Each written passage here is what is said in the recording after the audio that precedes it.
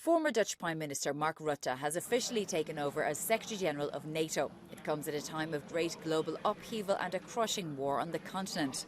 Rutte paid tribute to his Danish predecessor Jens Stoltenberg, who served in the role for a record 10 years. He says he agrees that Ukraine should use Western weapons, including long-range ones, to target Russian military sites. Let's not forget, Ukraine is fighting a war of self-defense. And that means that Ukraine has the right to defend itself. And as we know, international law, and according to international law, this right does not end at the border. So that means that supporting Ukraine's right to self-defense means that it is also possible for them to strike legitimate targets on the aggressor's territory. At the end, it's up to each ally to determine its support for Ukraine. Rutte reiterated NATO's statement that China is a key enabler of Russia through sanctions circumvention and supply of goods to aid its military production. He also said the world cannot give in to Putin's nuclear threats.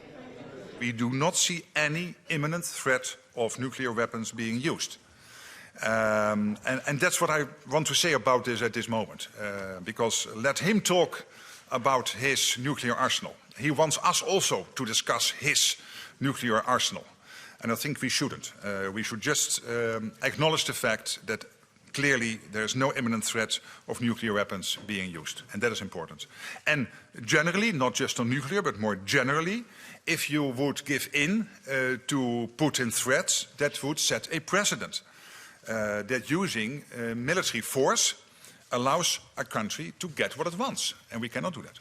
Mark Rutte says he'll push for even more defence spending and persist in the alliance's support for Ukraine. He said his country, the Netherlands, knows only too well the threat that Russia poses to the world, especially after the MH17 passenger plane was shot down by proxy Russian forces, killing nearly 300 people, many of them Dutch. Shona Murray, Euronews, NATO.